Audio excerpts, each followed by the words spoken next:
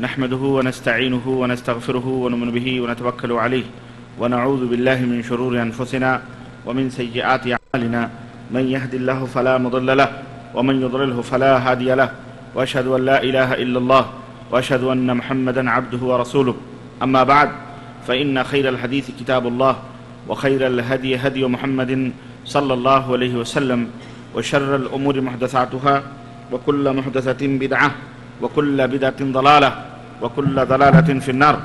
قال الله تبارك وتعالى في كلامه المجيد: أعوذ بالله السميع العليم من الشيطان الرجيم. بسم الله الرحمن الرحيم.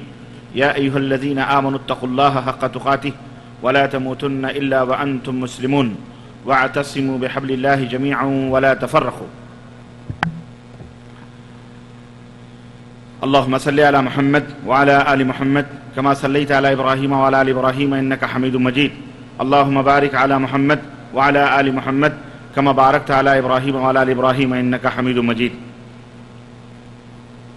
تمام قسم کی حمد و ثنا، کبریائی اور بڑائی اس اللہ عز و جل کے لیے لائق و زیبہ ہے جس نے ہمیں اور آپ کو پیدا فرمایا، اور بیش بہا درود و سلام اس ذات مبارکہ مطہرہ پر جن کا نام نامی اسم گرامی احمد مجتبیٰ محمد مصطفیٰ صلی اللہ علیہ وسلم. برادران اسلام، نوجوان دوستوں، بزرگوں اور بھائیوں اور قابل احترام اسلامی ماؤں اور بہنوں، آج بتاریخ 8 صفر 1426 ہجری مطابق 18 مارچ سن 2005 عیسوی کے اس پروگرام میں جو مسجد الامام بخاری رحمہ اللہ کے اندر منعقد ہو رہا ہے، اس پروگرام میں جس موضوع پر آپ حضرات سے مختصر سی گفتگو کرنے کا شرف حاصل کر رہا ہوں، وہ موضوع ہے انسان کی تخلیق کا مقصد. ہم اس دنیا میں کیوں پیدا کیے گئے؟ ہماری پیدائش کا مقصد کیا ہے؟ اللہ رب العزت ہم سے کیا مطالبہ کرتا ہے؟ مالک کون و مکان ہماری کیا ذمہ داری ہمیں سونپی ہے؟ انشاءاللہ تبارک و تعالی اس موضوع پر آپ حضرات سے تھوڑی دیر گفتگو کروں گا، اس کے بعد سوالات و جوابات ہوں گے، اس کے بعد یہ مجلس ختم ہوگی. اللہ عز و جل سے دعا ہے کہ اللہ تعالی ہماری اس مجلس کو قبول فرمائے، اور جتنے بھی حاضرین حاضرات ہیں، سامعین سامعات ہیں، اللہ تعالی ہم سب کے گناہوں کو معاف فرمائے، اور اللہ عز و جل ہم سب کو جنت الفردوس میں جگہ عطا فرمائے. نبی کریم صلی اللہ علیہ وسلم نے ارشاد فرمایا کہ مجتمع قوم فی بیت من بیوت اللہ، کہ اللہ کے گھروں میں جب بھی کوئی کسی گھر میں کوئی قوم جمع ہوتی ہے، اکٹھا ہوتی ہے، اور اس کے اندر اللہ کے قرآن یا اللہ تبارک و تعالیٰ کے احکام کو پڑھتے اور پڑھاتے ہیں، وہ قوم پڑھتی اور پڑھاتی ہے، تو اللہ نزلت علیہم السکینہ وحفتہم الملائکہ، اللہ تبارک و تعالیٰ کا سکون اس مجلس پر، اہل مجلس کے اوپر نازل ہوتا ہے. اللہ کا امن اور سکون، اطمینان اہل مجلس کے اوپر آسمانوں سے اترتا ہے.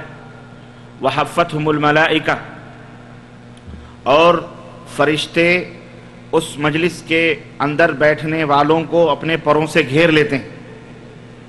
فرشتے اس مجلس کے بیٹھنے والوں کو اپنے پروں سے گھیر لیتے ہیں، اور اللہ تبارک و تعالی اس مجلس میں شریک ہونے والوں کے گناہوں کو معاف فرما دیتا ہے. اور ایک دوسری روایت میں ہے کہ جب مجلس ختم ہوتی ہے اور اہل مجلس اپنے گھروں کو جانے کا ارادہ کرتے ہیں تو اللہ کی طرف سے ندا دینے والا، پکارنے والا، یہ پکار کر کے کہتا ہے کہ اے مجلس کے اندر شریک رہنے والوں، اپنے گھروں کی طرف پلٹ جاؤ، اللہ نے تمہارے گناہوں کو معاف کر دیا۔ میرے عزیزوں، میرے دوستوں اور بھائیوں اور اسلامی ماں اور بہنوں، اس طرح کی مجالس کا بپا کرنا اور اس طرح کی مجالس میں شریک ہونا یہ کئی فائدوں سے خالی نہیں ہے، کئی فائدے اس کے اندر ہیں۔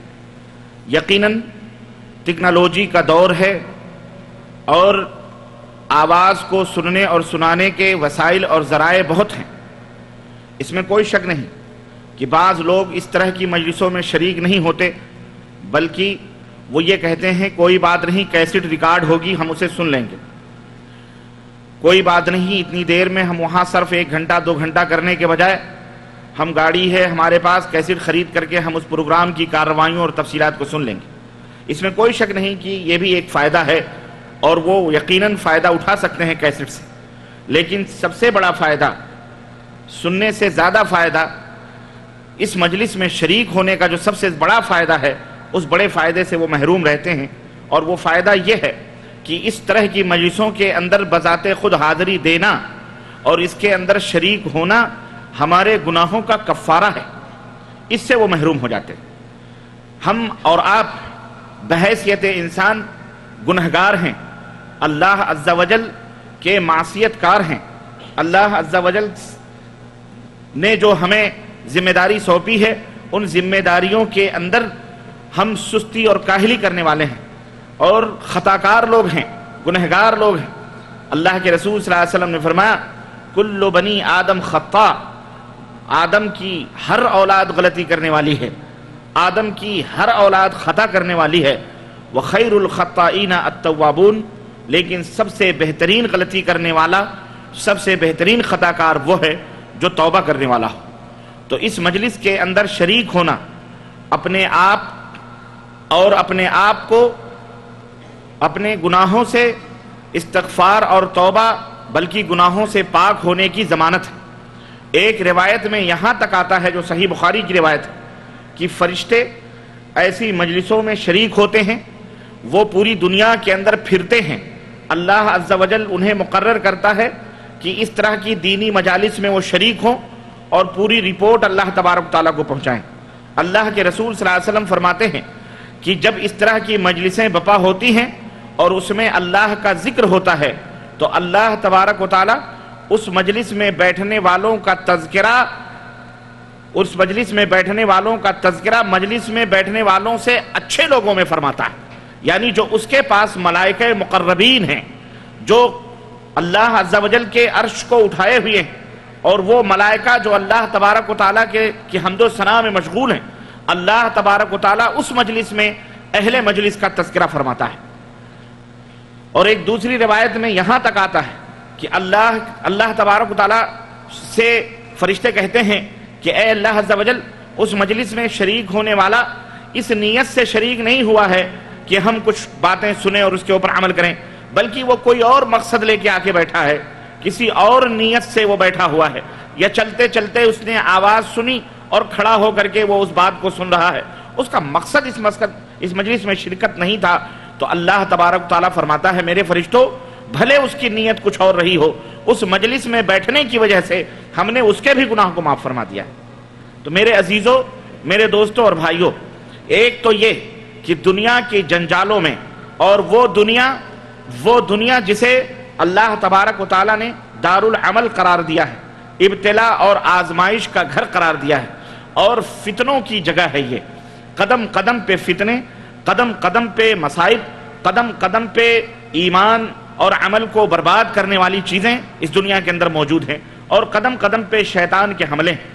ایسے ماحول سے نکل کر اللہ کے کسی گھر میں بیٹھ کر اللہ عز و جل کا تذکرہ سننا، اللہ عز و جل کی حمد و ثنا سننا، اللہ اور اس کے رسول کے بیانات کو سننا، رب کی قسم ہے دنیا کی تمام نعمتوں میں سب سے بڑی نعمت یہ ہے۔ ایک دفعہ کا واقعہ ہے کہ نبی کریم صلی اللہ علیہ وسلم مسجد نبوی کے اندر حاضر ہوئے، دیکھا کہ کچھ لوگ قرآن کی تلاوت کر رہے ہیں، کچھ لوگوں کو دیکھا کہ وہ عبادات کے اندر لگے ہوئے ہیں، کچھ لوگوں کو دیکھا وہ اللہ عز و جل کی تسبیحات میں مشغول ہیں، لیکن وہیں پر ایک جماعت کو دیکھا جو بیٹھ کر رب کے قرآن کو پڑھ رہی ہے اور ایک آدمی انہیں پڑھا رہا ہے، سیکھ رہے ہیں احکامات کو اور سکھلا رہے ہیں۔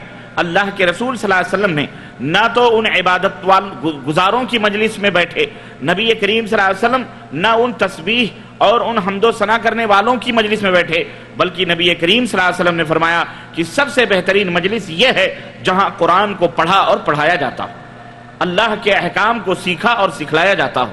تو میرے عزیزو، ہم یہاں جمع ہوئے ہیں، آج کی یہ شب، آج کی یہ رات اس لیے سنواری گئی ہے اور اس مجلس میں اکٹھا ہوئے ہیں، اس کا مقصد یہ ہے کہ ہم اپنے ایمان اور اپنے عمل کی کچھ باتیں، اللہ اور اس کے رسول کی کچھ باتیں سن کر اپنے ایمان کے اندر زیادتی کریں، اور وہ شیطانی قلیاں، وہ شیطانی زنگ اور وہ گرد و غبار جو ایمان کو لگ جاتے ہیں، اعمال کو لگ جاتے ہیں، دنیا کی حرص اور دنیا کی لالچ اور اس کی تما کی وجہ سے جو دل نقطہ سیاہ ہو جاتے ہیں اور اس کے اندر نقطے پڑ جاتے ہیں، اس سیاہی کو مٹایا جائے، اس سیاہی کو ختم کیا جائے۔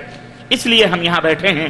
اللہ عز و جل سے دعا کریں کہ اللہ تبارک و تعالی ہمارے دل کے احوال کو درست فرمائے اور ہمارے اعمال کو صحیح فرمائے، اور اللہ تعالی ہمیں اندر کو سنوارنے کی توفیق عطا فرمائے۔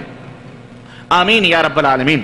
اللہ کے رسول صلی اللہ علیہ وسلم فرماتے ہیں کہ ان اللہ لا ينظر الى صورکم ولا الى اموالکم بل ينظر الى قلوبکم واعمالکم۔ اللہ تعالیٰ تمہاری شکل و صورتوں کو نہیں دیکھتا، نہ تمہارے مال و دولت کی طرف نظر کرتا ہے، بلکہ اللہ سب سے پہلے تمہارے دل کو دیکھتا ہے، تمہارے دلوں کو دیکھتا ہے۔ اور کیوں؟ اس لیے کہ یہ دل یہ مرکز ہے، دل یہ سینٹر ہے، دل یہ تمام چیزوں کا مرکز ہے۔ اللہ کے نبی صلی اللہ علیہ وسلم فرماتے ہیں اذا صلح صلح الجسد کلہ، اگر یہ ٹکڑا جو جسم کے اندر ہے گوشت کا، اگر یہ درست رہا تو پورا جسم درست ہوتا ہے۔ اذا فسد فسد الجسد کلہ، اگر یہ بگڑا تو جسم کے پورے اعضاء بگڑتے ہیں۔ تو دل الا وحی القلب، وہ جو مضغہ ہے، وہ جو گوشت کا لوتھڑا ہے، وہ دل ہے۔ تو میرے عزیزو، یہ دل کو سجانے اور سنوارنے کی مجلس ہے۔ بظاہر آپ کو کچھ نظر نہیں آئے گا، بظاہر آپ کو کچھ دکھائی نہیں دیتا ہے کہ کیسے کیا ہوتا ہے۔ یہ ایک روحانی چیز ہے، یہ ایک ایسی چیز ہے جس کا کوئی جسم نہیں ہے، یہ لطیف چیز ہے سجنے اور سنورنے کی۔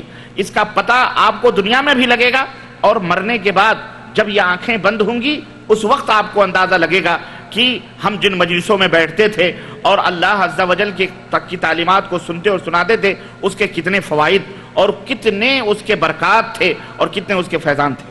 اس لیے یہ مجلس بپا کی گئی ہے کہ ہم اپنے دلوں کی اصلاح کریں، اپنے گریبانوں میں منہ ڈال کر کے سوچیں، اور اس دنیا کے اندر جو دنیا فانی ہے، جو ایک دن ختم ہونے والی ہے، جس کے اندر کوئی ہمیشہ رہنے کے لیے نہیں آیا۔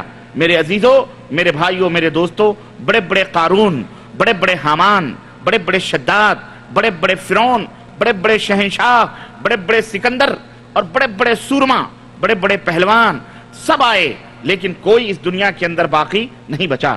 سب چلے گئے، اس دنیا کو چھوڑ کر کے چلے گئے، ان کے اوپر موت غالب آ گئی اور وہ چلے گئے، اور وہ جیسا عمل کرتے تھے وہ اس کا اجر اللہ تبارک تعالیٰ کے ہاں ان کو ملے گا، عذاب کی شکل میں یا ثواب کی شکل میں، دوزخ کی شکل میں یا جہنم کی شکل میں۔ لیکن آپ ذرا سوچیں کہ جس جگہ آپ بیٹھے ہیں یا جہاں آپ اپنا مسکن بنائے ہوئے ہیں، جہاں آپ کے مکانات، آپ کے گھر ہیں، جہاں آپ کی کھیتیاں، آپ کے باغات ہیں، ذرا آپ غور کریں، اس پر بھی کسی زمانے میں کسی کی بادشاہی رہی ہوگی، کسی کی حکمرانی رہی ہوگی، لیکن آج وہ ویران پڑے ہوئے ہیں۔ اس زمین کا ایک ٹکڑا کیا، ایک ذرہ بھی وہ لے کر کے نہیں گئے، ایک ذرہ بھی وہ لے کر کے نہیں گئے۔ اللہ عز و جل نے فرمایا ہے قرآن کریم میں کہ اے اللہ کے بندو، ہم نے تمہیں تنہا پیدا کیا ہے اور تمہیں تنہا ہمارے پاس واپس آنا ہے، تنہا ہمارے پاس واپس آنا ہے۔ اس لیے ہم غور کریں کہ ہم اس دنیا سے اتنا لیں جتنی ہماری ضرورت ہو، جتنی ہماری حاجت ہو، جتنی ہماری ضرورت ہو، ضرورت پوری ہو گئی، اس سے زیادہ ہم اس دنیا سے حاصل نہ کریں، اس لیے کہ بنی آدم کا پیٹ جتنا بھی حاصل کر لے وہ اس دنیا سے بھرنے والا نہیں ہے، اور جتنا تم حاصل کرو گے اس دنیا سے، جتنا تم حاصل کرو گے اس کا حساب تمہیں دینا پڑے گا، اس کا حساب تمہیں اللہ تعالیٰ کے ہاں دینا پڑے گا۔ آج ہی عشاء کی نماز میں آپ نے قرآن کریم کی وہ آیت کریمہ سنی ہے جس میں اللہ رب العزت نے فرمایا وَلَتُسْأَلُنَّ يَوْمَئِذٍ عَنِ النَّعِيمِ، وَلَتُسْأَلُنَّ يَوْمَئِذٍ عَنِ النَّعِيمِ، وہ قیامت کے دن اللہ تبارک و تعالیٰ نے جو نعمتیں اس دنیا میں تمہیں عطا فرمائی ہیں، ان نعمتوں کے بارے میں تم سے سوال کیا جائے گا۔ ساری نعمتیں تمہارے سامنے ہوں گی، اللہ رب العزت پوچھے گا ہم نے یہ عطا کیا تھا، تم نے کیا کیا؟ ہم نے یہ عطا کیا تھا۔ اللہ کے رسول صلی اللہ علیہ وسلم فرماتے ہیں کہ لا تزال قدم عبد، بندے کا قدم، بندے کا پیر اپنی جگہ سے ہل نہیں سکتا حتیٰ، یہاں تک کہ یسأل عن اربع، چار چیزوں کے بارے میں اس سے پوچھ نہ لیا جائے۔ چار چیزوں کا جواب جب تک وہ بندہ نہیں دے لے گا تب تک قیامت کے دن اپنی جگہ سے وہ ہل نہیں سکتا۔ اللہ کا سامنا ہوگا، رب ذوالجلال عرش پر جلوہ فرما ہوگا، اور قیامت کے میدان میں عرش پر اترے گا، اللہ کو سب دیکھیں گے سوائے کفار اور مشرکین کے، سب دیکھیں گے۔ اللہ تبارک و تعالیٰ اترے گا اور ہر ایک سے اللہ تعالیٰ سوال کرے گا۔ اللہ کے حبیب صلی اللہ علیہ وسلم فرماتے ہیں لیس بینہ و بین اللہ ترجمان، اللہ اور اس کے درمیان کوئی دوسرا ٹرانسلیٹر نہیں ہوگا، مترجم نہیں ہوگا۔ ہم ہوں گے، اللہ ہوگا، آپ ہوں گے، اللہ ہوگا۔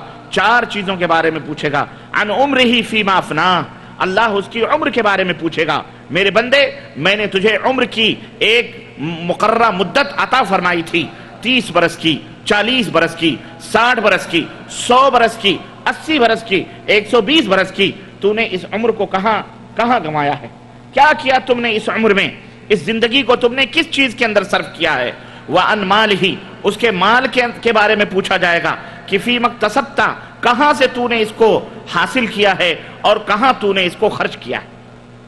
یہ مال جس کی لالچ اور جس کی حرص اور ہوس میں ہم شب و روز لگے ہوئے، اور کمپنی، فیکٹری، مارکیٹ، ہر چیز مشغول ہیں ہم، اور اپنا ایک منٹ، اپنا ایک گھنٹہ اس چیز میں صرف کرنے کی کوشش کرتے ہیں کہ کسی طرح سے 10 روپے اور مل جائیں، 10 ریال اور مل جائیں، کسی طرح سے یہ دولت کما لیں، یہ دولت کما لیں۔ نہ حلال کی فکر ہے نہ حرام کی فکر ہے، بس مال کی فکر ہے اور اس کو سمیٹ رہے ہیں، اسی کے اندر لگے ہوئے ہیں۔ یہ مال آپ کہاں سے یہ مال آپ کہاں سے حاصل کر رہے ہیں، اس کے بارے میں پوچھا جائے گا، اور یہ مال خرچ کہاں کیا جا رہا ہے اس کے بارے میں پوچھا جائے گا۔ سوچ لو، آپ جو مال کما رہے ہو، یہ مال کہاں خرچ کیا جا رہا ہے اور کہاں سے کمایا جا رہا ہے۔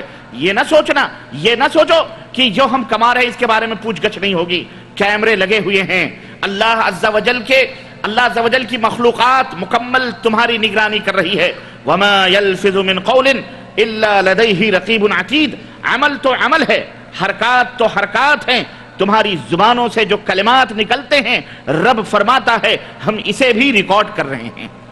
یہ نہ سوچنا، ایک مراقب موجود ہے، اللہ عز و جل نگرانی کے اوپر لگا ہوا ہے، اور اللہ تعالیٰ نے یہ دنیا بنائی اسی لیے ہے تاکہ تمہیں آزمائے۔ اللہ عز و جل نے فرمایا کہ الذی خلق الموت والحیات لیبلوکم ایکم احسن عملا، اے دنیا کے لوگوں، ہم نے تمہیں موت اور زندگی دی ہے۔ موت اور زندگی کا جو ہم نے ایک طریقہ رکھا ہے، کیوں رکھا ہے؟ لیبلوکم، تاکہ تمہیں آزمائے، تمہاری پریچھا لے، تمہارا ایگزام لے، تمہارا امتحان لے۔ ایکم احسن عملا، کہ تم میں سب سے بہترین عمل کرنے والا کون ہے؟ میرے عزیزو، یہ دنیا دار العمل ہے، اور اقبال نے کہا تھا عمل سے زندگی بنتی ہے، جنت بھی جہنم بھی، یہ خاکی اپنی فطرت میں نہ نوری ہے نہ ناری ہے۔ میرے بھائیوں، میرے عزیزو، اس لیے اپنے زندگی کو اللہ عز و جل کی عبادت و بندگی میں اور حسن عمل کے اندر صرف کیا جائے۔ اللہ تبارک تعالیٰ مال کے بارے میں پوچھے گا کہاں سے تو نے کمایا اور کہاں سے خرچ کیا۔ سوچ لو، اگر حرام کمائی تم نے کمائی ہے تو نبی کریم صلی اللہ علیہ وسلم نے فرمایا ہے کہ حرام کا کمانے والا نہایت ہی بیوقوف آدمی ہے۔ حرام چیز حاصل کرنے والا یا حرام چیز سے اپنی زندگی کو سجانے یا سنوارنے والا، حرام پیسے کمانے والا یا خوراک کمانے والا نہایت ہی احمق ترین آدمی ہے۔ کیوں؟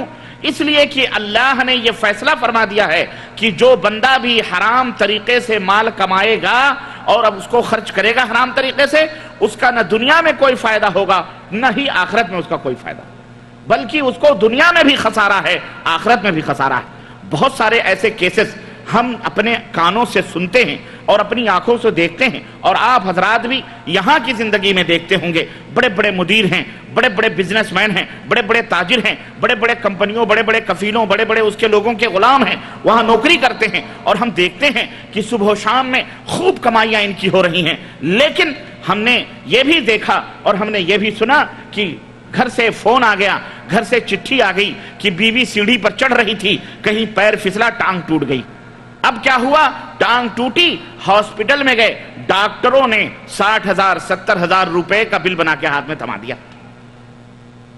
ہم یہ نہیں کہتے کہ صرف حرام کھانے والوں ہی کے اوپر مصیبتیں آتی ہیں، ایسی بات نہیں ہے، اچھے لوگوں کے اوپر بھی مصیبتیں آتی ہیں، لیکن ان دونوں مصیبتوں کے اندر فرق ہوتا ہے، ان دونوں مصیبتوں کے اندر بہت بڑا فرق ہے۔ جو لوگ حرام کھاتے ہیں، جو لوگ حرام طریقے سے مال کو اکٹھا اور جمع کرتے ہیں، ان کے اوپر جو مصیبت آتی ہے وہ اللہ کا انتقام ہوتا ہے، اور وہ حرام کمائی کو ضائع کرنا ہوتا ہے، اور اللہ تعالیٰ انہیں مصیبت میں ڈالتا ہے۔ لیکن جو شریف ہوتے ہیں، حلال کھاتے ہیں، ان کے اوپر جو مصیبت آتی ہے وہ کسی اور نوعیت کی ہوتی ہے، وہ ابتلا اور آزمائش ہوتی ہے۔ وَلَنَبْلُوَنَّكُمْ بِشَيْءٍ مِّنَ الْخَوْفِ وَالْجُوعِ وَنَقْصٍ مِّنَ الْأَمْوَالِ وَالثَّمَرَاتِ وَالْأَنفُسِ وَبَشِّرِ الصَّابِرِينَ الَّذِينَ إِذَا أَصَابَتْهُمْ مُصِيبَةٌ قَالُوا إِنَّا لِلَّهِ وَإِنَّا إِلَيْهِ رَاجِعُونَ۔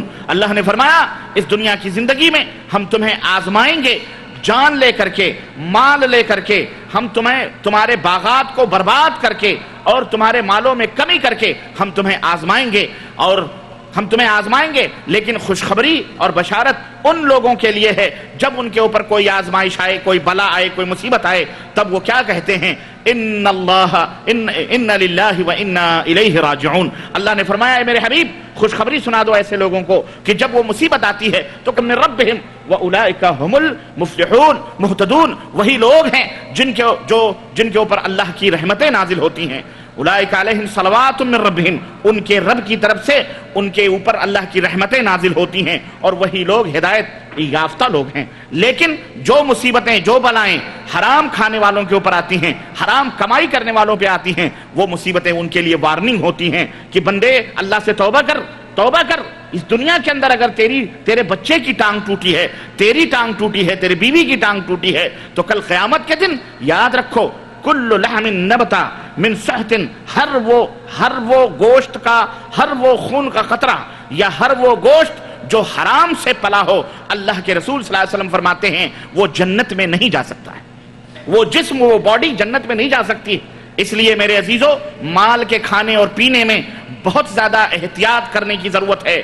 زمانہ فتنوں کا ہے اور فتنوں کا دور ہے، چاروں طرف ہماری دنیا اس وقت ایک گاؤں کی طرح ہو گئی ہے، ہم پوری دنیا کو ایک گاؤں کی طرح دیکھ رہے ہیں، اور ہمارے سامنے بڑے بڑے مالدار، بڑے بڑے لوگ موجود ہیں، اور ہم اس دوڑ میں ایک دوسرے سے مسابقہ کر رہے ہیں، ایک دوسرے سے بڑھنے کی کوشش کر رہے ہیں۔ اگر ایک آدمی 10,000 کماتا ہے، سوچتے ہیں ہم 20,000 کمائیں، کوئی 20,000 کماتا ہے، ہم سوچتے ہیں 30,000 کمائیں، کسی کے چھپروں کے اندر بجلی آ گئی تو ہم سوچتے ہیں ہمارے گھر کے اندر بجلی آئے، کسی کی بلڈنگ بن گئی تو ہم بھی بلڈنگ، یعنی کسی بھی طرح سے ہم شہرت اور نیک نامی، عزت اور دولت کمانے کے فکر میں رہتے ہیں۔ میں یہ نہیں کہتا کہ دولت کمانا، بلڈنگ بنانا، شہرت کمانا یہ کوئی عیب کی چیز ہے، نہیں، بلکہ اس کمائی کو حلال طریقے سے کماؤ، اور اللہ تبارک و تعالیٰ جتنا عطا فرمائے اس کے اوپر قناعت کرو، اس کے اوپر صبر کرو، اور اللہ رب العزت سے دعا کرو، اور یہ دعا حلال کمائیوں سے جب تم کرو گے تو اللہ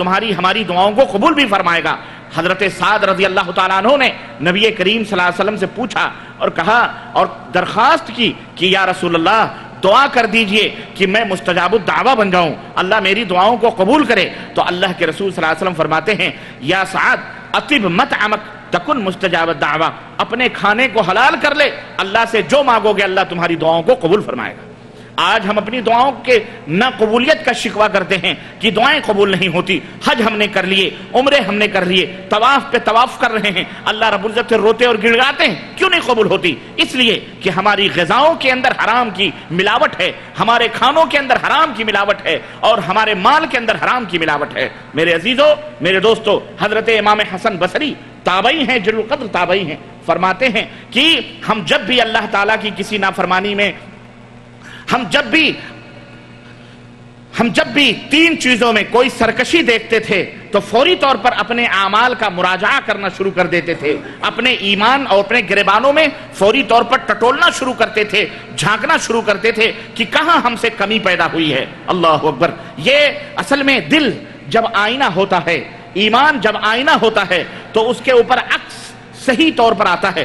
شیشہ جو آئینہ جتنا صاف ہوگا اور تو چہرہ اس کے اندر اتنا ہی صاف ستھرا نظر آئے گا، لیکن جب شیشہ گندا ہوگا اور شیشے کے اندر میل ہوگی تو چہرہ بھی اسی طرح سے گندا نظر آئے گا۔ تو دل جو ہے ایک آئینے کی مانند ہے، دل ایک آئینے کی مانند ہے۔ یہ دل اللہ عز و جل کی عبادت و بندگی سے جتنا صاف اور ستھرا ہوگا، نبی کی اطاعت و فرمانبرداری سے جس قدر اس کے اندر روشنی ہوگی، ہمارے اعمال کے اندر بھی اسی طرح سے نظر آئے گا کہ ہمارا عمل کہاں گندا ہو رہا ہے اور کہاں اچھا ہو رہا ہے۔ بعض لوگ برائیاں کرتے رہتے ہیں، بعض لوگ گناہوں پہ گناہ کرتے رہتے ہیں، بدعمالیوں کے اندر ڈوبے رہتے ہیں، لیکن انہیں احساس تک نہیں ہوتا، انہیں فکر تک نہیں ہوتی۔ ان کو احساس بھی دلایا جائے تو وہ بھی کر کے نکل جاتے ہیں، ان کو پتہ ہی نہیں چلتا کہ وہ برا کام کر رہے ہیں، نہیں احساس ہوتا۔ اس کا مطلب یہ ہے کہ اس آدمی کا دل نہایت ہی زنگ آلود ہو چکا ہے، سیاہ ہو چکا ہے، تاریک ہو چکا ہے۔ ورنہ دل آئینے کی طرح ہو تو حضرت ابوبکر صدیق اور حضرت حنظلہ رضی اللہ تعالیٰ عنہ ایک دفعہ نبی کریم صلی اللہ علیہ وسلم کی خدمت سے باہر ہوئے اور کہتے ہیں نافق حنظلہ، حنظلہ منافق ہو گیا۔ بازار میں ابوبکر صدیق رضی اللہ تعالیٰ عنہ سے ملاقات ہوئی، کہنے لگے ابوبکر میں منافق ہو گیا ہوں۔ کہا کیا بات کر رہے ہو، تم مومن ہو، مسلمان ہو، لیکن منافق کیسے ہو گئے؟ کہنے لگے کہ جب میں اللہ کے رسول کی خدمت میں ہوتا ہوں تو مجھے ایسا لگتا ہے کہ میں مکمل ایمان والا ہوں، میرا ایمان مکمل ہے اور میں اس کی مہک اور خوشبو نبی کی خدمت میں محسوس کرتا ہوں، لیکن جب نبی کے دربار سے نکل کر بازاروں میں بیوی بچوں میں آتا ہوں تو ایسا لگتا ہے جیسے میں منافق ہو گیا ہوں۔ اللہ اکبر۔ یہ احساس تیزی ہے، یہ اس ایمان کی وہ حدت اور اس کی وہ حرارت، اس کا وہ جوش تھا جو وہ محسوس کرتے تھے۔ حضرت ابو سعید خدری رضی اللہ تعالیٰ عنہ فرماتے ہیں آج کے اپنے زمانے میں وہ کہہ رہے ہیں، سوچو نبی صلی اللہ علیہ وسلم کی وفات کے بعد ان کا زمانہ ہے، صحابہ اور تابعین کا زمانہ ہے، اس زمانے میں ابو سعید خدری رضی اللہ تعالیٰ عنہ فرماتے ہیں کہ اے لوگو، آج جن اعمال کے کرنے کو تم حقیر سمجھتے ہو اور چھوٹا گناہ سمجھتے ہو، ہم اللہ کے نبی کے زمانے میں ان اعمال کو بڑے بڑے گناہ میں شمار کرتے تھے، کہ یہ اعمال اس دور میں بڑے بڑے ہوا کرتے تھے۔ تب صحابہ اور تابعین کے زمانے میں جب اس طرح کمی آ گئی تھی تو آج تو 1400-1500 برس ہے، آج آدمی جھوٹ بولتا ہے لیکن اس کو شرم نہیں آتی کہ وہ جھوٹ بولتا ہے۔ آدمی غیبت کرتا ہے، احساس نہیں ہوتا وہ غیبت کر رہا ہے۔ آدمی چوری کرتا ہے، کسی کی جیب کاٹتا ہے، کسی کے خزانے سے پیسہ نکالتا ہے، کسی کے غلے کو لوٹتا ہے، کسی کی زمین مارتا ہے، کسی کو قتل کرتا ہے، احساس تک نہیں ہوتا کہ میں نے یہ جرم کیا ہے، بلکہ وہ فخر کرتا ہے، زنا کرتا ہے، فحاشی کرتا ہے، غیروں کی بہو بیٹیوں پر غلط نظریں ڈالتا ہے، برائیاں کرتا ہے، احساس تک نہیں ہوتا اس کو کہ میں نے یہ برا کام کیا ہے۔ بلکہ آج تو زمانہ، یہ وقت ایسا آیا ہے کہ باقاعدہ گلی گلی میں، بستی بستی میں، نگر نگر میں اس کو فیشن سمجھا جاتا ہے، اس کو فیشن سمجھا جاتا ہے۔ میں بتاؤں آپ کو، غیرت ہمارے اندر جو ایمان کی غیرت تھی، رب ذوالجلال کی قسم ہے، شیطان نے اس طرح اس کا تیاں پانچا کیا کہ اسے ہمارے دل سے وہ غیرت ختم کر دی شیطان نے۔ ایک غیرت وہ تھی کہ غزوہ خندق کے موقع پر ایک صحابی رسول نبی کریم صلی اللہ علیہ وسلم سے اجازت لے کر اپنے گھر آتا ہے، اور نوجوان ہے، نوجوان رانا ہے، نئی نئی شادی ہوئی ہے، نبی کریم صلی اللہ علیہ وسلم سے اجازت لے کر غزوہ خندق کے موقع پر کہ میں ذرا اپنے بچے، اپنی بیوی کو دیکھ کے آتا ہوں، اے اللہ کے نبی میں تھوڑی دیر میں واپس آتا ہوں۔ اللہ کے رسول صلی اللہ علیہ وسلم نے اجازت دی، وہ نوجوان رانا اپنے گھر کی طرف رواں دواں ہوتا ہے، دیکھتا ہے کہ جب اپنے محلے میں داخل ہوتا ہے تو دیکھتا ہے کہ اس کی بیوی گھر کے دروازے سے باہر کھڑی ہوئی ہے۔ اللہ اکبر۔ تیر اور کمان اس کے جسم پہ لگے ہوئے، تلوار ہاتھوں میں۔ جب دیکھتا ہے کہ بیوی دروازے کے باہر کھڑی ہوئی ہے، غیرت نے جوش مارا اور فوری طور پر تیر اور کمان نکال لیے کہ تو دروازے کے باہر کیوں کھڑی ہے، فوری طور پر اس کے اوپر نشانہ لگا لیا تاکہ اس کو مار ڈالے۔ لیکن بیوی نے زور سے آواز دی کہ ٹھہرو ٹھہرو، ابھی میرے اوپر تیر مت چلاؤ، پہلے یہ پوچھو تو صحیح کہ میں باہر کیوں نکلی ہوں، سبب معلوم کرو۔ آپ دیکھ رہے ہیں یہ غیرت کا عالم یہ ہے کہ بیوی دروازے سے باہر کھڑی ہو، یہ بھی گوارا نہیں ہے۔ آج تو ہم باہوں میں باہیں ڈال کر مارکیٹنگ کرواتے ہیں، بے پردہ اپنی بیٹیوں کو، اپنی بہنوں کو، اپنی بہوؤں کو، اور کہتے ہیں بیٹا کیا بات ہے، کوئی بات نہیں، یہ تمہارے انکل ہی ہیں۔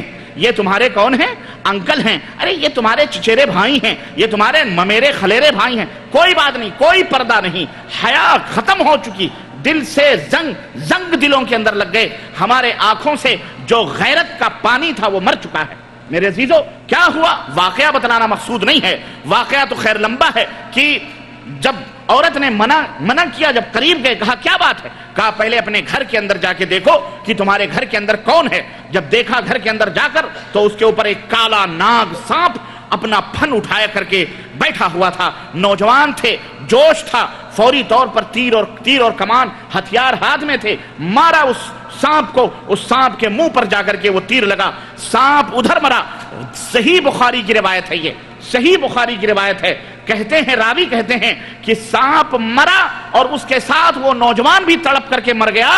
سانپ پہلے مرا، یہ نوجوان پہلے مرا، کسی نے کوئی فیصلہ نہیں کر پایا۔ سانپ بھی مر گیا، نوجوان بھی مر گیا۔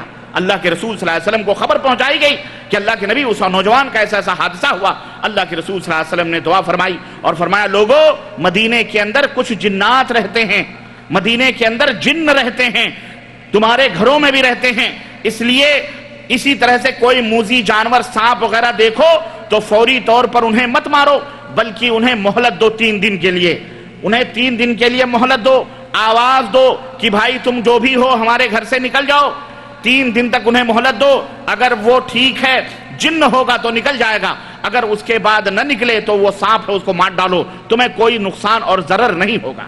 سمجھ آئی کہ نہیں آئی؟ تو خیر یہ واقعہ تھا، بتلانا مقصد یہ تھا کہ یہ غیرت تھی ان کے ایمان کی کہ ذرا بھی کہیں معصیت اور ذرا بھی کہیں اس طرح کی چیز دیکھتے تھے تو فوری طور پر ان کا دل بے چین ہو جاتا تھا۔ حضرت حنظلہ کے بارے میں بتا رہا تھا، ابو بکر صدیق سے یہ واقعہ بیان کر رہے ہیں کہ میں منافق ہو گیا، مجھے ایسا لگتا ہے۔ حضرت ابو بکر صدیق اللہ اکبر کون ہے؟ یار غار مصطفیٰ، نبی کریم صلی اللہ علیہ وسلم کی خدمت میں رہنے والے، نبی کریم صلی اللہ علیہ وسلم کے سسر حضرت ابو بکر صدیق رضی اللہ تعالیٰ عنہ۔ نبیوں کے بعد اس کائنات میں ہم اہل السنہ والجماعہ کا یہ عقیدہ ہے کہ اگر کسی کا مقام اور مرتبہ ہے تو یار غار مصطفیٰ حضرت ابو بکر صدیق رضی اللہ تعالیٰ عنہ کا ہے کہ نہیں؟ حضرت ابو بکر صدیق کہنے لگے حنظلہ مجھے بھی یہی محسوس ہوتا ہے، میری بھی یہی حالت ہوتی ہے کہ جب میں اللہ کے نبی کے پاس سے آتا ہوں تو مجھے ایسا لگتا ہے جیسے کہ ایمان ہی نہیں۔ چنانچہ دونوں اللہ کے نبی کی خدمت میں حاضر ہوئے، اللہ کے رسول صلی اللہ علیہ وسلم سے اپنے دل کی کیفیت بیان کی تو اللہ کے رسول صلی اللہ علیہ وسلم نے فرمایا کہ یہ تمہارے ایمان کی دلیل ہے، یہ جو احساس ہے تمہارا، یہی احساس گناہ، یہی احساس جرم تمہارے ایمان کی دلیل ہے۔ سمجھ آئی کہ نہیں آئی؟ آج ہم کتنے جرم کرتے ہیں ہمیں احساس تک نہیں ہوتا، کتنی غلطیاں کرتے ہیں احساس تک نہیں ہوتا، توبہ کی اسی وجہ سے توفیق تک نہیں ہوتی، نماز نہیں پڑھتے، روزہ نہیں رکھتے، صدقہ نہیں کرتے، زنا کرتے ہیں، فحاشی کرتے ہیں، آنکھوں سے زنا کرتے ہیں، کانوں سے زنا کرتے ہیں، ہاتھوں سے زنا کرتے ہیں، احساس تک نہیں ہوتا۔ سمجھ لو اس کا مطلب یہ ہے کہ ایمان سینے کے اندر موجود نہیں ہے، کیونکہ اگر ایمان ہوتا تو ضرور یہ احساس ہوتا۔ ایمان والوں کو احساس ہوتا ہے، جو بے ایمان ہو جاتے ہیں یا جن کے ایمان پہ پردہ پڑ جاتا ہے، ان کے دل سیاہ ہو جاتے ہیں، انہیں کوئی احساس نہیں ہوتا۔ تو میرے عزیزو، میرے دوستو اور بھائیو، اللہ کے رسول صلی اللہ علیہ وسلم نے فرمایا کہ حنظلہ یا ابو بکر یہ ایمان کی دلیل ہے، یہ جو احساس ہے یہ ایمان کی دلیل ہے، اور جو کیفیت میرے پاس بیٹھ کر کے تمہارے دل کے اندر ہوتی ہے، اگر یہی کیفیت یہاں سے نکلنے کے بعد بھی تمہارے سینے کے اندر رہے، جبکہ یہ کیفیت نہیں ہو سکتی ہے، نہیں رہ سکتی ہے، لیکن اگر رہے تو آسمان سے فرشتے اتر کر تم سے مسافہ راستوں میں کریں۔ اللہ میرے بھائیوں، میں آج یہ کیفیت، یہ احساس ہمیں پیدا کرنے کی ضرورت ہے اس دور میں، جبکہ ہم چاروں طرف فحاشیوں، بےحیائیوں کے تمام قسم کے وسائل اور ذرائع، پہلے زمانے میں زناکاریاں، بدکاریاں، عیاشیاں اور سود اور رشوت اور حرام خوریاں ذرا مشکل تھیں، کیوں؟ تھوڑی بہت غیرت تھی، حیا تھی۔ اس کے وسائل اور ذرائع بھی نہ تھے. لیکن آج کے دور میں بے حیائی کرنا، فحاشی کرنا نہایت ہی آسان ہے. یعنی آدمی کو تنہائیاں بھی مل جاتی ہیں. پہلے تنہائیاں بھی بڑی مشکلوں کے ساتھ ملتی تھی. کسی گاؤں میں، کسی بستی میں ڈرامے ناچ کے لیے باقاعدہ کمپنیاں ہوتی تھی. جب وہاں وہ کمپنی بلائی جاتی تھی تب وہ بستی کے لوگ اپنے گھر سے نکل کر وہ ڈرامے یا وہ ناچ دیکھنے کے لیے جاتے تھے. تو اہل بستی کو بھی پتا ہو جاتا تھا کہ فلانے گھر سے فلانا لڑکا گیا، فلانے محلے سے فلانا لڑکا گیا. بس سارے جان، یا وہاں میں ملاقات ہو جاتی تھی تو ایک دوسرے سے چوری چھپے منہ چھپا کر بیٹھ کے ناچ گانے سنتے تھے. پہلے زمانے میں ایسا تھا. لیکن آج ضرورت ہی نہیں. ماں باپ اپنے کمرے میں سو رہے ہیں، بیٹا انٹرنیٹ کے اوپر خود بیٹھا ہوا ہے، بیٹا ٹی وی VCR لے کر کے بیٹھا ہے. کوئی ضرورت نہیں. فحاشی کرنا، بدکاری کرنا، زنا کرنا کتنا آسان ہو چکا ہے. گناہ کرنا کتنا آسان ہے. مالک نے دکان آپ کے سہارے پر چھوڑ دیا ہے. آپ 10 کا 5 کریں، 5 کا 10 کریں، 10 کو 100 بنائیں، 100 کو 1000 بنائیں، یا 1000 کو 10 کر لیں. آپ کے ہاتھوں میں ہے. اپنی جیب میں ڈالیں، بینک میں ڈالیں، کچھ بھی کریں. آپ کے لیے آسان ہے. سود کھانا، قدم قدم پہ سود کھانے کے وسائل اور ذرائع مہیا ہیں، کسی کو پتہ نہ چلے. پہلے زمانے میں سود لینے دینے والے مشہور ہوا کرتے تھے. بنیا ہوا کرتا تھا، اس سے سود لیتے تھے. اس کے پاس رجسٹر ہوتا تھا، کون کس کا مال ہم لے رہے ہیں اور دے رہے ہیں. سود لینے والے، سود دینے والے سب مشہور ہوتے تھے. آج کے دور میں پتہ نہیں چلتا. آدمی اچھا خاصا نمازی بھی ہے، حاجی بھی ہے، لیکن پیچھے سے بینک سے سود آ رہا ہے، اسی کے اوپر اس کا گزر معاش ہو رہا ہے. میرے کہنے کا مطلب یہ ہے کہ آج دنیا نے ان برائیوں کو مہذب بنا دیا، ان برائیوں کو ترقی یافتہ بنا دیا. آج جس کے گھر میں پردہ ہو، آج جس کی بہو بیٹی پردے سے نکلے، اسے کہتے ہیں یہ پچھڑے ہوئے لوگ ہیں، یہ دقیانوسی خیالات کے لوگ ہیں. نماز پڑھنا یہ دقیانوسی ذہنیت کے لوگ ہیں. جو نماز نہ پڑھے، جو روزہ نہ رکھے، جو اپ ٹو ڈیٹ بن کے پھرے، جو مسجد کی قدر و قیمت نہ جانے، جو علماء کی قدر نہ کرے، جو علم دین کا سیکھنے والا نہ ہو، وہی سب سے بڑا تعلیم یافتہ، کوالیفائڈ اور سماج اور سوسائٹی کا ہیرو اور سب سے بڑا آدمی تصور کیا جاتا ہے. لیکن اور وہی سب سے بڑا تعلیم یافتہ سمجھا جاتا ہے.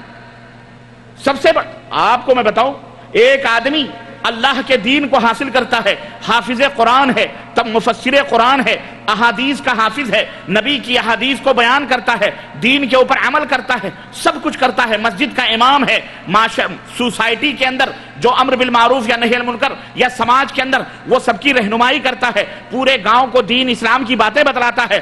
اس کو کوئی کوالیفائڈ کہنے کے لیے تیار ہمارے معاشرے میں ہے؟ اسے کوالیفائڈ نہیں کہا جاتا جناب علی. لیکن ایک آدمی انگریزی کی چند کتابیں پڑھا ہوا ہے، انگریزوں کو سر کرتا پھرتا ہے، انگریزی تعلیم یافتہ ہے، پینٹ ٹخنے سے نیچے ہے اور داڑھی صاف ہے، اپ ٹو ڈیٹ ہے، اور جناب علی انگریزی بولتا ہے اور ڈاکٹر ہے یا انجینئر ہے یا جو بھی ہے، اسے کوالیفائڈ کہا جاتا ہے. یہ بہت زیادہ تعلیم یافتہ گھرانہ ہے، بہت زیادہ پڑھے لکھے لوگ ہیں. لیکن دینداری کی جو تعلیم ہوتی ہے اسے کوئی تعلیم یافتہ ماننے کے لیے معاشرے میں تیار. یہ غیر مسلموں کے معاشروں کی بات میں نہیں کر رہا، میں مسلم معاشروں کی بات کر رہا ہوں. اسے کہتے ہیں یہ مسجد کا ملا ہے. کون ہے یہ؟ ملا ہے. یہ ملا حرام ہے. یعنی تمہاری نظروں میں تمہارے دین کی جو تعلیم حاصل کرے وہ اتنا حقیر ہے، اتنا ذلیل ہے. تو دین حاصل کرنے والوں کو، دین کی تعلیم دینے والوں کو، تمہارے ایمان اور مذہب کے بچانے والوں کو، تمہیں جنت کی راہ دکھلانے والوں کو، اللہ کی تعلیمات کو عام کرنے والوں کو، اللہ کی باتوں کو بتلانے والوں کو جب تم حقیر سمجھو گے، اللہ کے دین کو حقیر سمجھو گے، یہ بتاؤ دنیا میں تم عزت پا سکتے ہو؟ آج علماء کی وہ قدر و قیمت نہیں جو گویے، ناچ گانے، کھجرے کھجرے میراثنیوں کی قدر و قیمت ہے.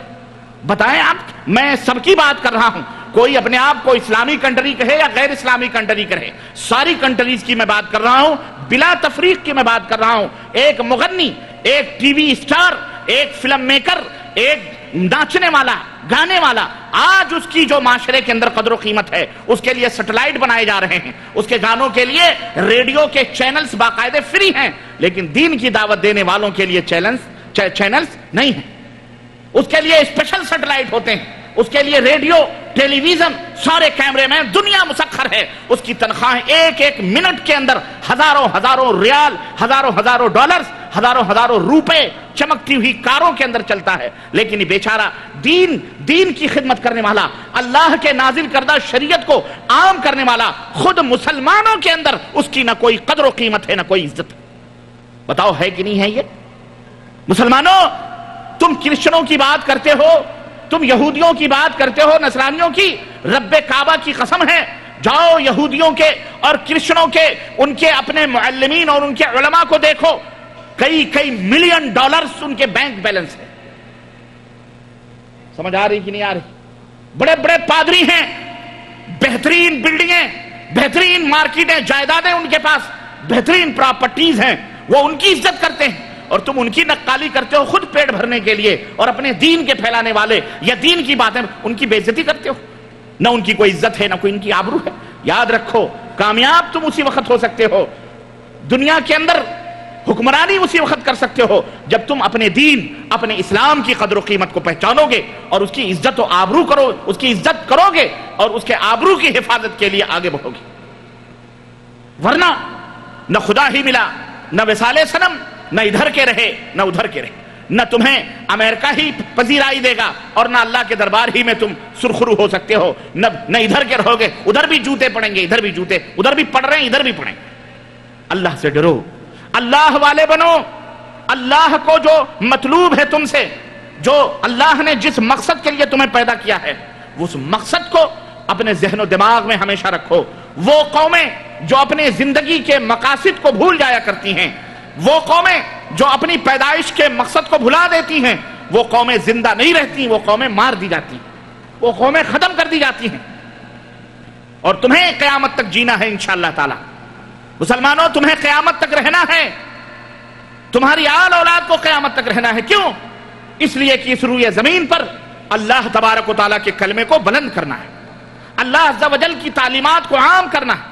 اللہ تبارک و تعالیٰ نے ہمارے سروں پر یہ ذمہ داری رکھی ہے اور فرمایا کنتم خیر امۃ اخرجت للناس تأمرون بالمعروف وتنہون عن المنکر، کہ تم ایک بہترین امت ہو، تمہیں اس لیے پیدا کیا گیا ہے کہ تم امر بالمعروف کرو، تم بھلائیوں کا حکم دو۔ اور حکم کون دیتا ہے؟ غلام حکم دیتا ہے۔ بولو بولو، غلام حکم دیتا ہے، غلام درخواست کرتا ہے، مائی باپ یہ پریشانی ہے، ہمارا یہ سنوار دو سجا دو۔ حکم کون دیتا ہے؟ حکم حاکم دیتا ہے۔ حکم کون دیتا ہے؟ حاکم دیتا ہے۔ تم اس دنیا کے حکمران تھے، تم اس دنیا کے حکمران بھی ہو، اللہ کے غلام ہو، دنیا کے حاکم، اللہ کی بندگی کرنے والے۔ وما خلقت الجن والانس الا لیعبدون، اللہ نے فرمایا تمہاری پیدائش کا مقصد جہاں پر عبادت و بندگی ہے، ہمارے سامنے جھکنا ہے، نیاز مندی کے ساتھ اپنے سروں کو جھکانا ہے۔ تم کو ہم نے اس لیے پیدا کیا تاکہ تم ہماری عبادت و بندگی کرو۔ تم سے ہم کھانا نہیں مانگتے، تم سے ہم روزی نہیں مانگتے، توجہ میری طرف، تم سے ہم روزی نہیں مانگتے، تم سے ہم کھانا دانا نہیں مانگتے، بلکہ ہم تم سے یہ طلب کرتے ہیں کہ تم ہماری عبادت و بندگی کرو، اور اس عبادت و بندگی کے صلے میں ہم تمہیں روزیاں دیں گے، زمین اور آسمان کے دہانے روزیوں کے کھول دیں گے۔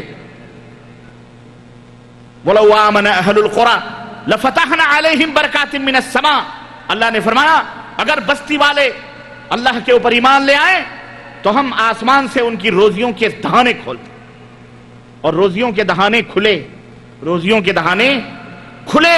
ہمارے آبا و اجداد نے ان روزیوں کو حاصل کیا۔ اللہ اکبر، کہاں سے کہاں تک، کہاں سے کہاں تک حکمرانی تھی۔ فرانس، پیرس اور مشرقی یورپ، یہ تمام کی تمام سلطنتیں مسلمانوں کی، مدرید تک مسلمانوں کی حکمرانی تھی، مسلمان حکمران وہاں رہتے تھے، اسلام کا جھنڈا لہراتا تھا۔ لیکن ایک تاریخ دور وہ بھی آیا جب اس اسلام کی توہین ہوئی، حضرت محمد الرسول اللہ صلی اللہ علیہ وسلم کی تعلیمات کا تمسخر اور مذاق اڑایا گیا، اور جب رنگیلے شاہ پیدا ہوئے، عیاشی کرنے والے حکمران پیدا ہوئے، رب ذوالجلال نے ان نعمتوں کو چھین لیا ان سے، اور وہ ذلیل و رسوا ہوئے، اور نتیجہ یہاں تک ہوا کہ اسلامی حکومت کا آخری تاجدار قالین کے اندر لپیٹ کر گھوڑے کی ٹاپوں سے تاتاریوں نے بغداد کی سرزمین پر اسے روندا تھا۔ حکومتیں جو آبا و اجداد نے حاصل کی تھیں وہ ساری کی ساری حکومتیں چھن گئیں۔ آج جو باقی ہیں وہ بھی غلامیت کی سانس لے رہے ہیں۔ یہ کوئی حکمرانی نہیں ہے، یہ بھی غلامیت کی سانس ہے، غلامیت کی زندگی ہے۔ اس لیے میرے عزیزو، ہے مسلمانوں، انقلابات ایک آدمی سے پیدا ہوتے ہیں، ہزار سے نہیں پیدا ہوتے۔ اپنے اپنے ملکوں کا جائزہ لو، کوئی ایک پیدا ہوتا ہے، کوئی ایک صلاح الدین پیدا ہوتا ہے تو بیت المقدس کے اوپر اسلامی جھنڈے لہراتے ہیں۔ اور اللہ رب العزت کب کس کو پیدا کرے یہ ہم میں سے کوئی نہیں جانتا ہے، کب اللہ تعالیٰ کسی کو توفیق دے۔ اس لیے اپنے ایمان کی شمعوں کو روشن رکھو، اپنے دین اسلام کی عزت کرو اور اس نعمت کی قدر و قیمت کو پہچانو، اسلام کی اس دولت کو پہچانو اور اس دولت کو پہچان کر اس کے اوپر ڈٹ جاؤ، صحیح مسلمان بنو۔ یا ایھا الذین آمنوا ادخلوا فی السلم کافہ، پورے کے پورے اسلام میں داخل ہو جاؤ۔ اسلام جب تم چلو تو تمہاری حرکات اور تمہاری سکنات، تمہاری آواز، تمہاری چال ڈھال، تمہارے لباس، تمہارے چہرے مہرے، تمہارے بال، تمہارے ناخن، غرض کی تم سراپا، جب تم دنیا کے اندر چلو تو لوگ انگلیاں اٹھا کے کہیں کہ یہ مسلمان جا رہا ہے۔ یہ کون جا رہا ہے؟ جس دن یہ کیفیت پیدا ہوگی اس دن انشاءاللہ اس زمین کی باگڈور، اس زمین کی حکمرانی اللہ تعالیٰ تمہارے ہاتھوں میں دے دے گا۔ ورنہ جب تک اسلام سربلند نہیں ہوگا، اسلام باعزت نہیں ہوگا، یاد رکھو تم کبھی سربلند ہو سکتے نہیں ہو سکتے۔ ہم شعائر اسلام کو، اسلام کی علامات کو، جس سے اسلام پہچانا جاتا ہے، جس سے اسلام جانا جاتا ہے، مغرب کی تقلید، یورپ کی روش پر چلتے ہوئے ہم نے ان شعار اور ان علامات اور ان نشانیوں کو خود ہماری نوجوان نسلیں اور ہماری پرانی نسلیں اپنے ہاتھوں سے ختم کر رہی ہیں، وہ خود مٹا رہے ہیں۔ تو سن لو کان کھول کر، جو اسلام کے شعارات کو مٹاتے ہیں، جو اسلام کے علامات کو مٹاتے ہیں، اسلام کی شناخت اور اسلام کی پہچان کے جو دشمن ہیں، اللہ ان کا دوست کبھی ہو سکتا؟ کبھی نہیں ہو سکتا۔ اس لیے اس دین کی قدر و قیمت کو پہچانو، اپنی زندگی کو غنیمت سمجھو اور لمحے لمحے پل پل، یارو اس دنیا کے اندر ہمیشہ کے لیے نہیں آئے ہو، اور اس دنیا کے اندر کوئی بڑے سے بڑا مولوی عالم کیوں نہ ہو، محدث کیوں نہ ہو، بڑے سے بڑا دعوے دار کیوں نہ ہو، کوئی نہیں بتا سکتا کہ اس دنیا میں اس کی زندگی کتنی پانی کے بلبلے کی طرح ہماری زندگی ہے۔ چلتے پھرتے آدمی ختم ہو جاتا ہے۔ نوجوان ہے، ابھی عمر کی 40 42 45 بہاریں دیکھی ہیں، جوانی ابھی آئی ہے، لیکن اللہ کو پیارا ہو جاتا ہے۔ رحمت اللہ علیہ کہتے ہوئے حیرت ہوتی ہے، تعجب ہوتا ہے، ابھی ہمارے درمیان تھا، ابھی ہمارے بیچ تھا، ابھی اس کا جنازہ ہمارے کندھے پر قبرستان کو جا رہا ہے، کسی کو ہارٹ اٹیک ہو رہا ہے، کسی کی گاڑی ایکسیڈنٹ ہو رہی، کسی کا کچھ ہو رہا ہے، کوئی کچھ کر کے مر رہا ہے، کسی کا قتل ہو رہا، سمجھ میں آ رہی ہے؟ اس طرح زندگی کا کوئی بھروسہ نہیں۔ اور آج جو غذائیں اور جو چیزیں ہم کھا پی رہے ہیں اور جن ماحول اور جن معاشروں میں ہم جی رہے ہیں اور جس طرح کی سانس لے رہے ہیں، رب کی قسم ہے اس کے اندر تو زہر ہی زہر بھرے ہوئے ہیں۔ یہ تو اور ہماری زندگی کو 10 برس 20 برس پیچھے ڈھکیلنے کے اوپر لگے۔ کسی کو شوگر ہے، کسی کو کینسر ہے، کسی کو ٹی بی ہے، کسی کو بلڈ پریشر ہے، کسی کو آستھا دمے کی بیماری ہے، کسی کو کمر پکڑے ہوئے ہے، کسی کو چربی چڑھی ہوئی ہے، کسی کو کچھ، ہزاروں بیماریاں ہمیں گھیرے ہوئے ہیں۔ مسلمانوں، اپنے صحت اور تندرستی کا بھی خیال رکھو، جس طرح تم اپنے صحت اور تندرستی کا خیال رکھتے ہو، سب سے پہلے تم اپنے ایمان کا بھی خیال رکھو اور اپنی صحت اور تندرستی کا بھی خیال رکھو۔ یہ بیماریاں، یہ تمام سب چیزیں کیوں ہیں؟ یہ اسی وجہ سے ہیں کہ ہم اللہ تبارک تعالیٰ کی نافرمانیوں میں لگے ہوئے ہیں۔ ورنہ ایک دور وہ تھا زہر بھی پی لیتے تھے جب بھی اللہ ان کی حفاظت کرتا تھا۔ ایک زمانہ وہ تھا کہ دریاؤں میں بھی چلے جاتے تھے اللہ کا نام لے کر، تو سمندر ان کی حفاظت کرنے کے لیے بادبان بن جایا کرتا تھا۔ ایک زمانہ وہ تھا کہ مخالف ہواؤں کی طرف نظر اٹھا کے دیکھتے تھے تو ہوائیں جو ہیں یہ موافق ہو جایا کرتی تھی۔ لیکن آج اور اللہ تعالیٰ کے انتقام، اللہ رب العزت کے اللہ کی لاٹھی میں جو بے آواز ہے، دیر ہے لیکن یہ بے آواز ہے، جب آتی ہے تو بستیوں کی بستیاں ویران کر دیتی ہے، ہم پچھلی تاریخ کو قرآن کے اندر جو ہیں بندر اور خنزیر جن کو بنایا گیا، ہم اگر سوچیں اور آج کے دور میں بیان کریں تو شاید کسی کو شک و شبہ ہو۔ اللہ رب العزت نے قرآن کریم میں ان لوگوں کے وجود کو ختم کر دیا کہ جیسے پہلے کبھی تھے ہی نہیں وہاں پر۔ قرآن میں اس کا تذکرہ موجود ہے۔ پچھلی قوموں کو اللہ نے اس طرح برباد کر دیا اور اس طرح سے طوفان اور اس طرح سے باد و باران کے حوالے کیا اللہ تعالیٰ نے کہ ایسا لگتا ہے کہ اللہ نے قرآن میں فرمایا کہ وہاں پہلے کبھی کوئی زندگی تھی ہی نہیں۔ یہ قرآن مجھ سے ہم سے آپ سے کہہ رہا ہے، لیکن آج کے دور میں تو ہم اپنی آنکھوں سے اس کو دیکھ رہے ہیں۔ ہم نے دیکھا اپنی آنکھوں سے کہ نہیں دیکھا؟ بولو، ان مناظر کو دیکھا کہ نہیں دیکھا کہ صرف فلمیں دیکھتے ہو؟ کبھی یہ غیرت کو بیدار کرنے والی، ایمان کو جگانے والی یہ تصویریں بھی دیکھو جو چند دنوں پہلے ایک عذاب الہی بن کر اس دنیا کے اوپر آیا تھا، اور نہ جانے کب آئے، اور ان سمندروں میں جو زلزلے اور اس زمین کے تہوں میں جو اللہ رب العزت نے ایٹم بم رکھے ہیں، اس کا کوئی بھروسہ نہیں کب کہاں سے نکل جائے۔ سونامی کا کہ لہریں تمہیں یاد ہیں؟ یاد ہیں کہ نہیں یاد ہیں؟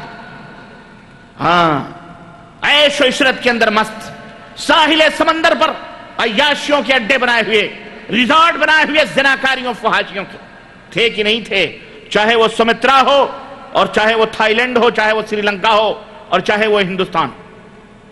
اور بھی جو بچ گئے وہ یہ نہ سوچیں کہ ہم عافیت سے ہیں، ارے یہ وارننگ تھی۔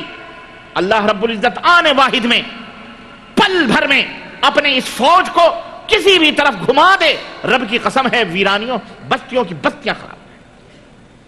ہم نے سیٹلائٹ سے لیے ہوئے وہ کیمروں کی تصویریں دیکھی ہیں، اس سے پہلے کی اور بعد کی، انٹرنیٹ کے اوپر دیکھی، ایسا لگتا ہے جیسے جلا ہوا کوئی جسم، جیسے جسم جل جاتا ہے تو چتکبڑا ہو جاتا ہے، یعنی چتے پڑ جاتے ہیں، کہیں سفید کہیں کالا۔ اس سے پہلے ساحل سمندر کی وہ آبادیاں ہری بھری ہم نے دیکھی ہیں، لیکن اس کے بعد کی جب تصویر سیٹلائٹ نے دکھائی ہے، بالکل جیسے جلی ہوئی زمین نظر آ رہی، کوئی نظر نہیں آ رہی۔ ہم نے آپ نے بھی دیکھا مستی کرتے ہوئے لوگ کس طرح سے سمندر ان کے اوپر حملہ آور ہوتا ہے۔ اللہ کی قسم میں نے وہ منظر بھی دیکھا کہ سمندر ایسا کھنچ گیا ہے، کئی کلومیٹر دور ساحل سمندر سے دور وہ لہریں چلی گئی ہیں، یہاں تک کہ کئی میٹر ہمیں سمندر کی گہرائیاں نظر آتی ہیں، اور سمندر ایسا لگتا ہے جیسے ایک بچہ غلیل تان کر کے چڑیے کا شکار کرتا ہے، تو جتنا گلیل کے ربڑ کو جتنا کھینچتا ہے قوت سے، وہ گولیاں اس شکار کو اتنی تیز لگتی ہیں۔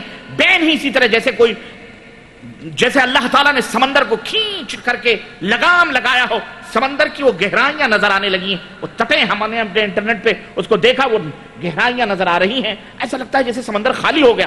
لیکن اس کے بعد جو وہ لہریں آئی ہیں، اللہ اکبر، وہ بھی منظر ریکارڈ کیا ہے سیٹلائٹ نے اوپر سے۔ میرے عزیزوں، میرے دوستوں اور بھائیوں، یہ ایسے بیان کرنے کی چیزیں نہیں ہیں، عبرت کی چیزیں۔ زندگی، چھوٹے چھوٹے بچے، عورتیں، سارے آنے واحد میں پل بھر میں چیخ پکار، کوئی بچانے والا ان کا۔ یہ اللہ تبارک و تعالیٰ کا وہ عذاب تھا کہ اللہ نے قرآن میں فرمایا کہ جب وہ عذاب آتا ہے تو ان کو بچانے والا کوئی بھی۔ میرے عزیزوں، میرے دوستوں، اس لیے یہ زندگی جو اللہ عز و جل نے ہمیں تمہیں عطا فرمائی ہے، اللہ کی معرفت، اللہ کی پہچان، اپنے مالک و مولا کو پہچانو، اپنے مالک و مولا کو پہچانو مسلمانوں، اپنے مالک و مولا کو پہچانو، اپنے رب کو پہچانو، اور پہچان کر اس کی عبادت و بندگی کرو، اس سے رو، اس سے گڑ گڑاؤ، اس سے دعا کرو۔ یہی اسی لیے ہم پیدا ہوئے ہیں۔ ہمارا یہ بھی مقصد نہیں ہے کہ آج کے بعد مصلی اور تسبیح لے کر کسی مسجد کے کونے میں بیٹھ جاؤ، نہیں۔ ہمارا اسلام اس بات کی اجازت نہیں دیتا۔ ہمارا اسلام لا تنس نصیبک من الدنیا، دنیا سے اپنا حصہ لینا مت بھولو، لیکن اتنا لو جتنی ضرورت ہو، جتنی ضرورت ہو، حلال طریقے سے لو، حلال طریقے سے کماؤ، حلال طریقے سے اپنی زندگی کو گزارو۔ یہی مقصود ہے زندگی کا، اور اللہ تبارک تعالیٰ کی عبادت و بندگی کرو۔ نمبر 1، اللہ تعالیٰ کے ساتھ کسی کو شریک مت کرو۔ اللہ رب العزت کو الہ واحد تصور کرو، وہی معبود حقیقی ہے، باقی سارے کے سارے معبود جھوٹے ہیں۔ اللہ تبارک و تعالیٰ کے ساتھ کسی کو شریک مت کرو، اللہ تبارک و تعالیٰ کی عبادت و بندگی کرو، اللہ عز و جل کو پکارو، اللہ ہی تمہارا معبود برحق ہے، اسی سے روزی مانگو، اسی سے شفا مانگو، اسی سے دولت مانگو، اسی سے سب کچھ طلب کرو، وہ اللہ تمہیں دینے والا ہے۔ جس دن تم اللہ کے ہو جاؤ گے، اللہ تعالیٰ یہ زمین کی حکومت تمہیں عطا فرما دے۔ نمبر ایک، یہ ہماری ذمہ داری ہے کہ ہم خود اللہ تبارک و تعالیٰ سے ڈریں، تقوی اختیار کریں۔ ایمان لانے کے بعد میں، اللہ رب العزت کے اوپر ایمان لانے کے بعد میں دوسری ذمہ داری یہ ہے کہ ہم تقوی اختیار کریں۔ تقوی سمجھتے ہو کس کو کہتے ہیں؟ تقوی کا مطلب یہ نہیں ہے کہ کسی مسجد کے کونے میں کھڑے ہو کے کانپتے رہو کہ اللہ تعالیٰ ہم تجھ سے ڈرتے ہیں، اور بعد میں مسجد سے نکلنے کے حرام اور حلال کی تمیز کیے ہوئے سب کچھ اناب شناب کھاتے جاؤ، جمع کرتے جاؤ۔ تقوی کا مطلب یہ نہیں۔ تقوی کا معنی یہ ہے بچنا، پرہیزگار بننا۔ متقی اردو زبان میں کہتے ہیں پرہیزگار کو، اور پرہیزگار کہتے ہیں پرہیز کرنے والے کو۔ جیسے کسی ڈاکٹر کے پاس آپ جائیں اور آپ کہیں مجھے سردی ہے یا زکام ہے، اس نے دوا دی، کہا یہ دوا لے لو، سردی اور زکام انشاءاللہ صحیح ہو جائیں گے، لیکن شرط یہ ہے کہ ان چیزوں سے پرہیز کرنا۔ آئس کریم نہیں کھانا، ٹھنڈا پانی نہیں پینا، دال دلیا نہیں کھانا، فلانا برتقال نہیں کھانا، سیب نہیں کھانا، ان چیزوں سے پرہیز کرنا، اے سی میں نہ سونا، ان چیزوں سے پرہیز کرنا، تب تمہاری یہ بیماری دور ہو جائے۔ آپ دوا لے کر کے آئے، خوب ڈھیر ساری دوائیں کھا رہے ہیں، لیکن فریج کا ٹھنڈا پانی بھی پی رہے ہیں، پیپسی بھی پی رہے ہیں، برتقال بھی کھا رہے ہیں، اے سی لگا کے اس کے سامنے سو بھی رہے ہیں۔ ایک دن گزر گیا، 2 دن گزر گیا، زکام سردی خلاص صحیح ہی نہیں ہو رہے، اب دنیا سے کہتے پھرتے ہو یہ ڈاکٹر غلط ہے، اس ڈاکٹر کی دوا فیل ہے، یہ دیکھو میں اتنی ساری دوائیں لے کے بیٹھا ہوں، مجھے تو سردی بھی ختم نہیں ہو رہی، زکام بھی ختم نہیں ہو رہا، کھانسی بھی آ رہی۔ بتاؤ وہ انصاف کی بات کر رہا ہے؟ وہ صحیح بات کر رہا ہے یا جھوٹ بول رہا ہے؟ وہ جھوٹ بول رہا ہے۔ کیوں؟ دوا لیا ہے، صحیح بات ہے، دوا اس نے لیا ہے، صحیح بات ہے، لیکن جن چیزوں سے ڈاکٹر نے پرہیز کرنے کا حکم دیا تھا وہ پرہیز نہیں کر رہا، اس لیے وہ دوا اسے کوئی فائدہ پہنچا سکتی نہیں پہنچا سکتی۔ اللہ نے قرآن کریم کے اندر ارشاد فرمایا وَلَا تَهِنُوا وَلَا تَحْزَنُوا وَأَنْتُمُ الْأَعْلَوْنَ إِن كُنتُم مُؤْمِنِينَ۔ غم نہ کرو، فکر نہ کرو، تم ہی باعزت رہو گے، تم ہی غالب رہو گے، تم ہی باعزت رہو گے، تم ہی غالب رہو گے، تم ہی حکمران رہو گے، تم ہی سرخرو رہو گے، بشرطے کہ تم مومن ہو۔ ان کنتم مومنین، بشرطے کہ تم مومن ہو، یعنی رب ذوالجلال نے فرمایا ایمان قبول کر لو، ایمان لے آؤ، ایمان کو سینوں میں بسا لو، پوری دنیا کے اندر غلبہ تمہارا رہے گا۔ آج کتنے مومنین ہیں؟ ایمان کا دعویٰ کرنے والے کتنے ہیں بتاؤ؟ دنیا کے اندر 1.5 ارب سے بھی زیادہ ایمان کا دعویٰ کرنے والے لوگ موجود ہیں کہ نہیں موجود ہیں؟ لیکن جہاں کہیں بھی ہیں ذلت و رسوائیاں ان کے چہروں پر تھوپی ہوئی ہیں کہ نہیں ہے؟ دولت بھی ہے، شہرت بھی ہے، مال بھی ہے، حکومتیں بھی ہیں، 53 54 ممالک ہیں، لیکن ان کا اپنا کوئی فیصلہ اپنے سے نہیں ہوتا۔ ذلت و رسوائی کی حد یہ ہے کوئی بھی مسئلہ ہوتا ہے بغیر یورپ اور امریکہ کا دروازہ کھٹکھٹائے ہوئے کبھی یہ اپنا مسئلہ حل کر پاتے نہیں۔ یہ ذلت نہیں تو اور کیا ہے؟ اس کو عزت کہتے ہیں۔ کیوں؟ مومن نہیں ہے کیا؟ مومن نہیں ہے کیا؟ ارے میاں میں کہوں اگر شراب پینے والے کو اگر یہ کہہ دو تم مومن نہیں ہے تو بوتل پھینک کے سر توڑ دے گا آپ کا۔ توڑے گا کہ نہیں توڑے گا؟ بدتمیز، میرا نام عبد الرحمن ہے، عبداللہ ہے، میں مومن ہی نہیں ہوں، تو ایک مسلمان آ گیا ہے کہ نہیں؟ بے پردہ عورت کو یا فحاشی کرنے والی اپنا نام مسلمان رکھ کر اس کو بولو تم مومن نہیں ہے، وہ تھوک دے گی منہ پر، اے میں مسلمان ہوں، صبح شام نیاز فاتحہ کراتی ہوں، معلوم ہے میرے کو تو کہتا مومن نہیں ہوں میں۔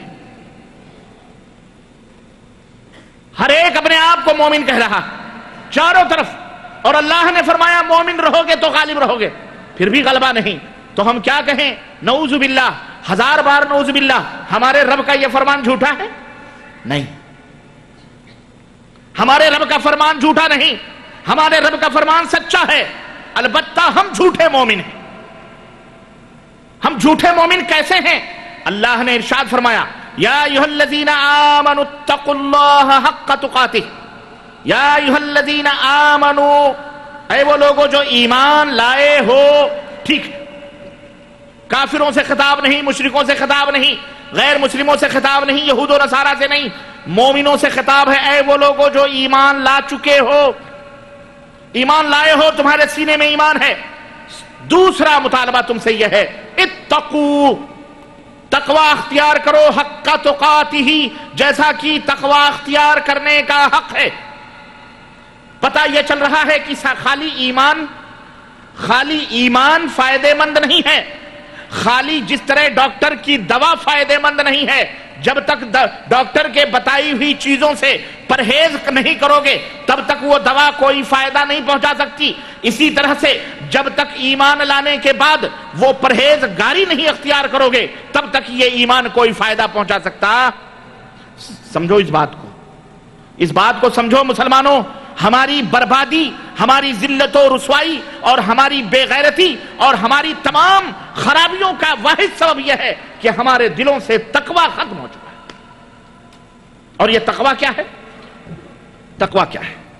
یہ تقوی وہ پرہیزگاری ہے۔ مطلب اللہ نے فرمایا ایمان لائے ہو تو شرک سے بچو، ایمان لائے ہو کفر سے بچو، ایمان لائے ہو حرام چیزوں سے بچو، ایمان لائے ہو بدعات سے بچو، ایمان لائے ہو اللہ کی تمام، رسول کی تمام منع کی ہوئی چیزوں سے پرہیز کرو۔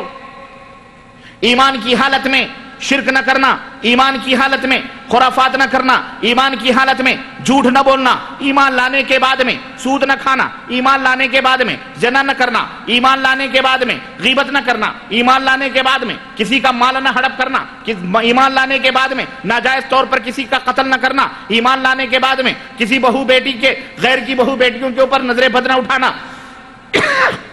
ایک طویل فہرست ہے، ایک طویل فہرست ہے ایمان لانے کے بعد میں۔ اے میرے بندو، ان سے پرہیز کرنا، اس سے پرہیز کرنا، اس سے پرہیز کرنا، اس سے پرہیز کرنا۔ اللہ جو حکیم ہے، اللہ جو خبیر ہے، اللہ جو علیم ہے، اس کی حکمت والے نے ساری لسٹ ہمیں قرآن کی شکل میں دے دی، ساری باتیں ہمیں محمد الرسول اللہ صلی اللہ علیہ وسلم کے ذریعے سے ہم تک پہنچا دی ہے۔ وہ لسٹ ہمارے اندر موجود ہے کہ اے مومنوں، ان تمام سب برائیوں سے بچو گے تمہارا ایمان فائدے مند ہوگا۔ ارے ان برائیوں میں تم پڑو گے، جتنا تیزی کے ساتھ برائیوں میں جاؤ گے اتنی تیزی کے ساتھ تمہارا ایمان تمہارے سینے کے ساتھ نکلتا جائے گا، تمہارے دل سے مٹتا جائے گا، تمہارے دل سے مٹتا جائے گا۔ لیکن جتنا ہی تم پرہیز کرو گے تمہارا دل اتنا ہی آئینہ بنتا جائے گا۔